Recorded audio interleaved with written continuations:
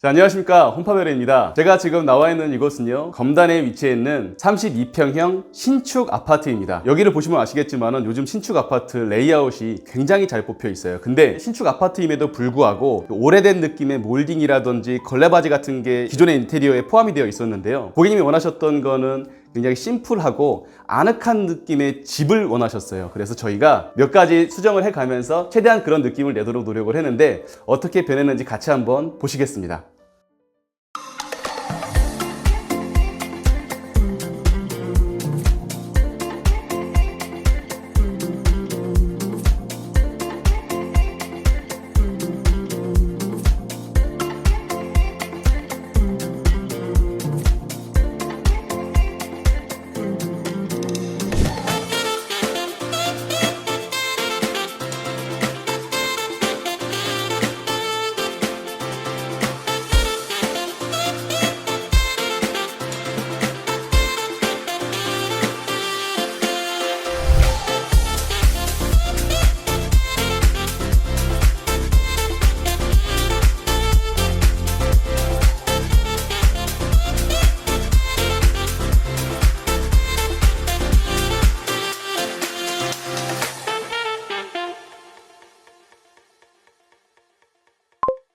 자, 여기는 현관인데, 처음에 이 집을 실측을 왔었을 때 제가 이 집을 하게 된다면 꼭 바꿨으면 했던 게 천장에 대한 부분이었습니다. 처음에 딱 들어왔었을 때 복도의 센터 쪽으로 굉장히 큰 매입등이라든지 디퓨저라든지 시스템 에어컨까지 다 이쪽으로 정렬이 되어 있었어요. 그래서 현관에 딱 들어오면 천장에서 들어오는 그런 지저분한 느낌이 이 집을 완전히 죽여놓는다라는 느낌을 받았습니다. 그래서 저희가 그 부분을 없애기 위해서 노력을 했고요. 두 번째로는 이쪽 공간을 저희가 활용을 하고 싶었습니다. 기존에는 이 넓은 신발장, 요즘 신축 아파트가 신발장이 굉장히 넓게 나와요. 아무래도 팬트리 공간에 대한 니즈가 많기 때문이라고 생각을 하는데요, 큰 신발장이 두 군데로 나눠져 있어서 좁게 수납을 할 수 있게 되어 있었더라고요. 그래서 저희가 여기를 전부 다 철거를 해버리고 이 안쪽에 팬트리 공간을 한 방에 쓸 수 있게끔 구성을 해드렸습니다. 자, 한 가지 팁을 드리고 싶은데, 저희가 매입등을 시공을 했을 때 이 매입등의 위치를 가지고 많이 고민을 해요. 근데 저희가 좋아하는 방식은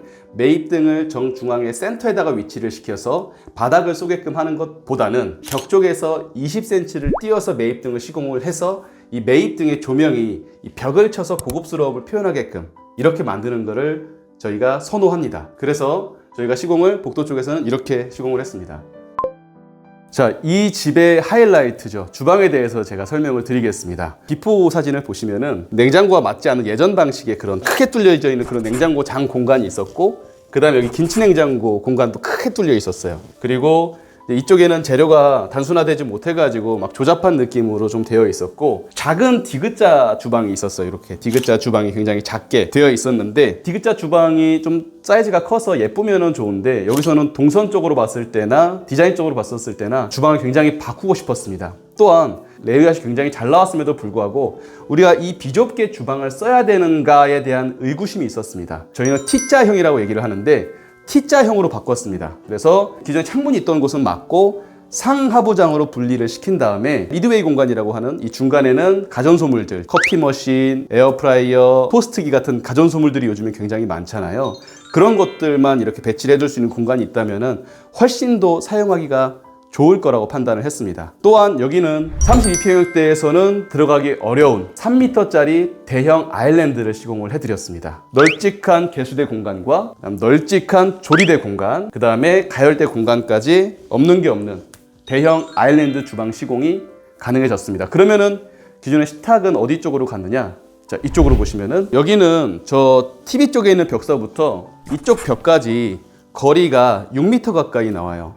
기존의 32평형대 보통 거실들 보면은 또 4m 내외 정도 나오는데 굉장히 넓은 편이죠. 그래서 지금 동선 보시면은 절대 멀지가 않죠. 이쪽이랑 그 다음에 이쪽 식탁까지 LDK 주방이라고 하죠. 리빙, 다이닝, 키친이 가까운 곳에 이렇게 위치해서 하나의 느낌으로 표현을 하는 그런 주방으로 레이아웃을 구성을 했습니다. 자, 이쪽 식탁 공간과 소파 공간을 보시면은 전혀 앉고 일어서는데 불편함 없는 충분한 식탁 공간을 확보를 해드렸고, 그 앞쪽으로는 굉장히 편안한 코지한 느낌의 소파를 구성을 해드렸습니다.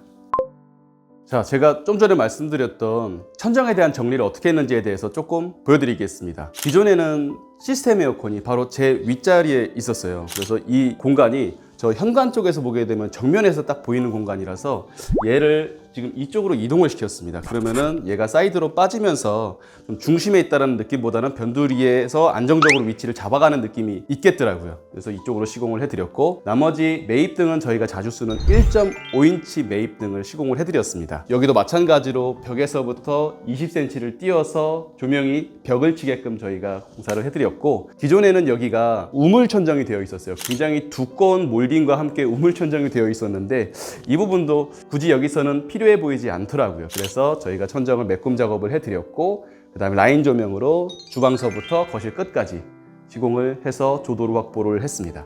자, 거실 쪽에서 제가 하나 더 설명을 드리고 싶은 게 있어요. 거실 벽체를 필름으로 하는 이유가 몇 가지가 있는데, 첫 번째로는 문틀 쪽과 문짝과 벽체를 다 일체감 있는 마감재로 활용할 수 있다는 점. 두 번째로는 걸레바지와 몰딩 없이 하나의 마감재로 표현이 가능하다는 점 때문에 요즘 많은 분들께서 필름으로 벽체를 많이 활용하고 계시죠. 그래서 필름 구성하실 때에는 요 매지라인이라고 하죠. 이런 매지라인, 선이 보이는 공간을 제어를 잘 해드려야 되는데, 저희 같은 경우는 이 매지라인의 선을 4mm로 굉장히 좁게 제어를 하고 있고, 필름과 필름이 만나는 구간들이죠. 여기 보시면은 이렇게 인코너라고 하는 이렇게 안으로 들어가는 부분이라든지, 아웃 코너라고 하는 이렇게 바깥쪽으로 빠지는 부분들이라든지, 이런 부분들을 보이는 대로 만나게끔 하는 게 아니라 안 보이게끔 음영 안쪽에서 만나게끔 구성을 해드렸습니다. 꼭 하고 싶었어. 자, 안방은 헤드 쪽 구성하는 데에만 살짝 힘을 썼어요. 그래서 보시다시피 고객님한테 침대 프레임 좋은 거 사지 말라고 말씀을 드리고, 저희가 인테리어 할 때 이렇게 전체적으로 통일감 있게끔 침대 헤드 부분을 구성을 해드렸습니다. 이거는 예쁘기도 하지만은 약간 실용적인 부분들도 있는데, 이제 여기가 침대가 이렇게 놓여지는 공간이죠. 그럼 이쪽에 계신 분은 이쪽에다가 핸드폰 충전이라든지 이런 거 할 수 있게끔 만들고, 독서등처럼 위쪽에 조명을 여기서 껐다 켰다 할 수 있게끔 하고, 물컵이라든지 책이라든지 이런 것들을 놓을 수 있는 공간 마련해 드렸고, 신혼 고객님이다 보니까 스튜디오에서 촬영하는 그런 고급 액자들 이런 데다 세워놓을 수 있게끔 구성을 해드렸습니다. 그래서 자세히 보시면 이런 것도 좀 디테일이기는 한데, 세우기에 편하게끔 홈을 좀 파드렸다, 이런 거는 없으면 없는 대로 잘 살지만 또 있다면은 또 이런 부분들을 굉장히 만들길 잘했구나 이렇게 생각이 될 수 있는 그런 부분입니다.